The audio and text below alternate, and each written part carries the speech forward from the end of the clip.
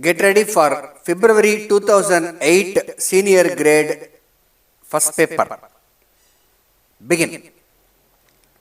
Mr. Speaker, we are considering the appropriation bill with reference to the supplementary grants.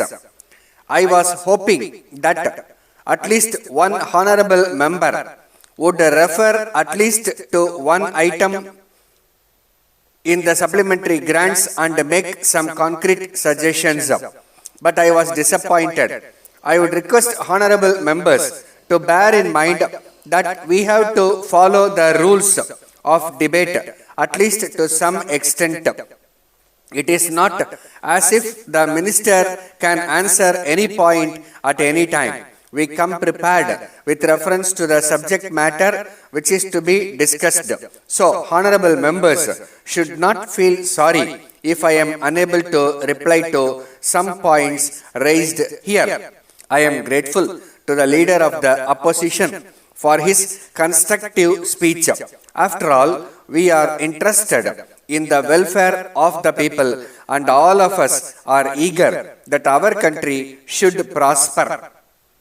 We want that the various needs of the people should be met. In the method of doing this, there may be difference of opinion in regard to certain matters, but it should not stand in the way of our cooperating where we agree. One honorable member referred to the need for improving irrigation facilities. I may inform him that we are anxious to increase the production of food grains. The government will do their best to increase food production.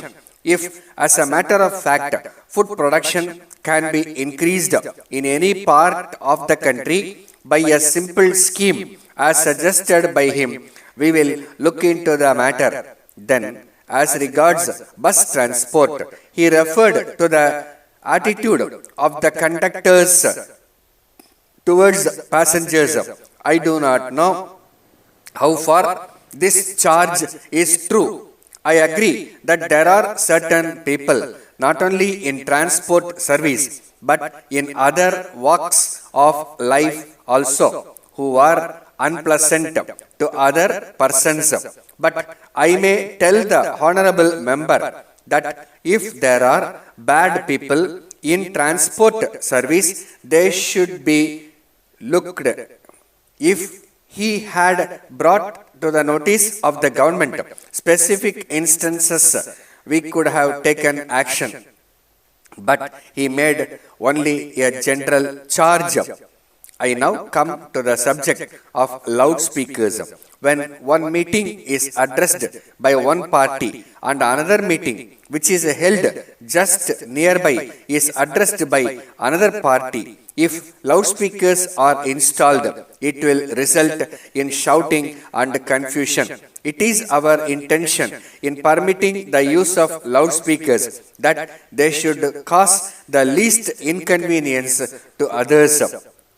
It is only with this object in view that the use of loudspeakers is regulated. The government will not stand in the way if the meetings are held in a peaceful manner. Subject to this condition, we give full freedom to speech and to write anything in newspapers. We do not object to these things, but some restrictions are necessary to maintain law and order and to see that there is no breach of peace. It is only from that point of view that certain restrictions are imposed, and they are in the interest of the community as a whole. If it is possible to make any relaxation, I shall gladly do it. We do not stand in the way of peaceful propaganda and the propagation of opinion by peaceful methods. I thank the honorable members for having cooperated with me and the government and for having made useful suggestions during the debate.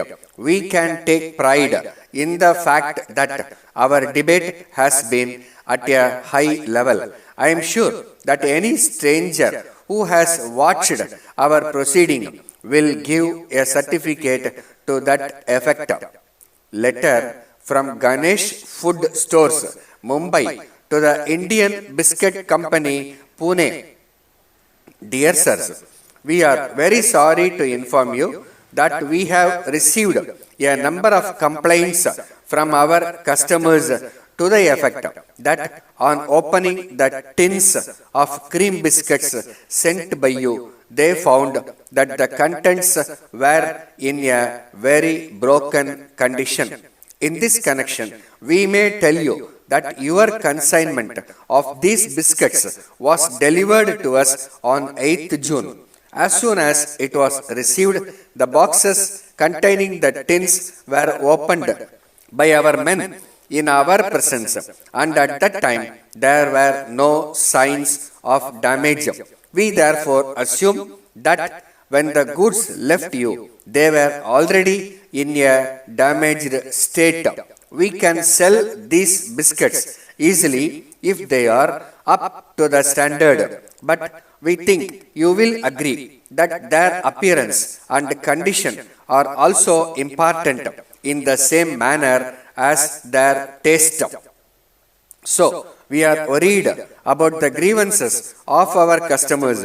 It is our usual practice to supply sound goods in exchange for the defective ones which are returned to us by our customers.